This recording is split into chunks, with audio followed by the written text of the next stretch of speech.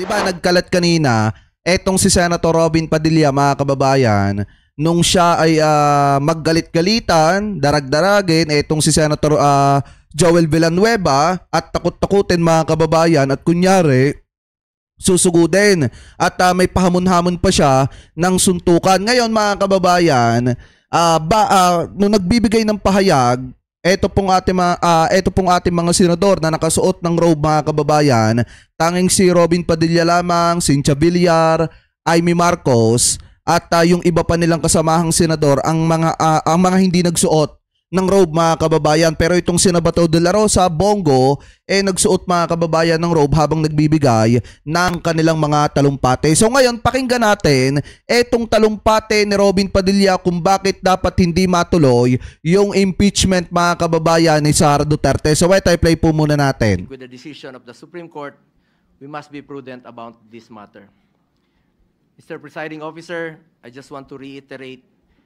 Pagkatapos nitong si Bongo, Hindi ko po tinatalikuran ang aking sinumpaang mandato.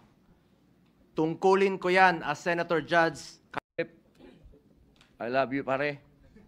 ayan. Alam kong may kinakaharap tayong seryosong krisis pampolitika. Pero hindi po dahilan yon para kalimutan ang tunay na trabaho natin, ang maglingkod sa bayan. Kapal na mukha, no? Ang hustisya pwedeng isabay sa serbisyo, hindi kailangang mamili.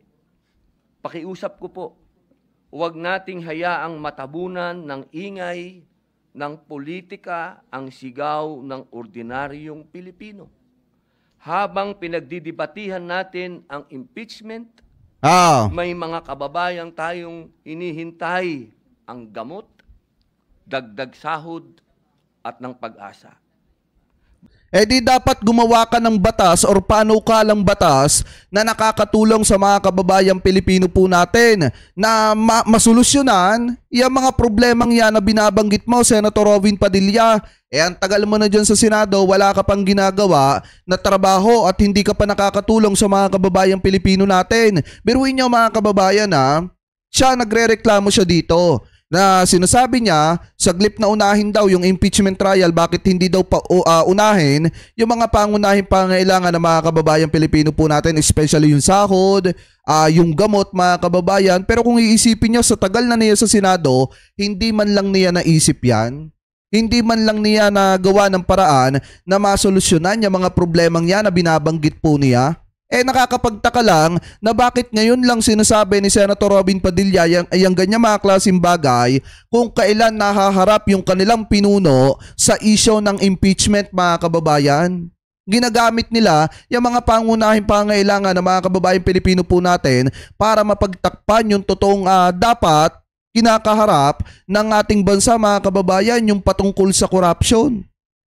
Diba? Kasi kung hindi mapapapanagot itong si Sara Duterte, kung hindi makikita ng taong bayan nasaan yung transparency na sinasabi at yung pananagutan, mga kababayan, ng mga politiko na ganun na lamang kumamal ng pera ng taong bayan. Ano po ngayon, ipagpatuloy pa natin? Bawat araw ng delay, may nawawalan ng lakas ng loob. Bawat hindi pagtutok, may Pilipinong nawawala ang tiwala. Ilan lamang ito sa mga panukalang batas na naantala dahil sa usapin ng impeachment. Ito po ang panawagan ko bilang inyong kasama.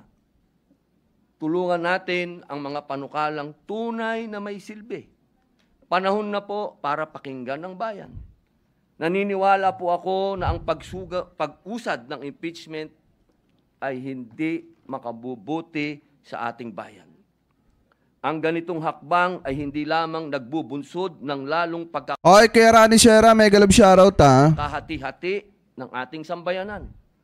Kung hindi isa ring sagabal sa patuloy na pagganap ng ating mga tungkulin legislatura, lalo na po sa Senado. Sa halip na ituon natin ang ating oras, talino at lakas sa mga panukalang batas at programang makatutulong sa pagbangon ng ating ekonomiya at kapakanan ng mamamayan, tayo'y nalilihis sa usaping hindi agarang dapat aksyonan. Kita nyo? Napapabalita pa nga na bumagsak po. Yung pagnanakaw ng isang politiko, dapat hindi pala agarang aksyonan. Dapat pala, sa madalit salita, dapat hayaan lang natin. Taong bayan, dapat hayaan nyo lang yung ganong gawain ng isang politiko at dapat hindi agad aksyonan. At unahin yung mga cannabis ni Robin Padilla. Yun po yung ipinapahiwatig niya dito. Ano po, pagkakaalyado po nila, dapat wag agad aksyonan or wag unahin. Pero kapag yung kalaban nila sa politika or katunggali nila sa politika, ang bilis-bilis po nilang kumilos. Nagsasama-sama pa sila na magsagawa ng isang hearing para lamang sirain ang presidente at sirain yung mga kalaban po nila sa politika. Pero kapag kaalyado nila, dapat wag muna. Kasi nga kaalyado nila. Ang ating net foreign direct investment inflows ng bansa mula Marso. Eto, nakakahiyang senador to. Konsentidor na senador to, mga kababayan. Ngayong taon dahil sa political instability. Pati na rin po ang ating turismo sa bansa. Mula Enero hanggang Abril nitong taon, ang dami ng dumarating na turista sa bansa ay bumaba ng 0.82% kumpara noong nakaraang taon. Lahat po ito, political instability.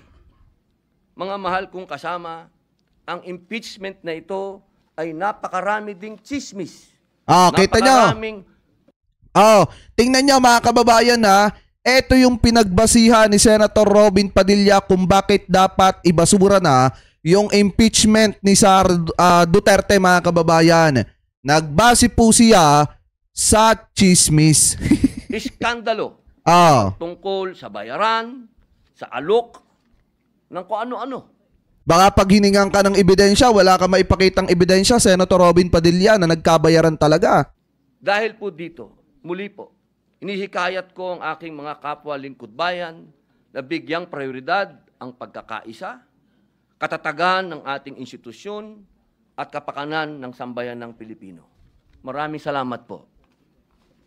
Ayan. Yan lang ang ginawa ng ating senador, mga kababayan, na si Robin Padilla dyan po sa Senado. Biruin nyo dapat ibasura na.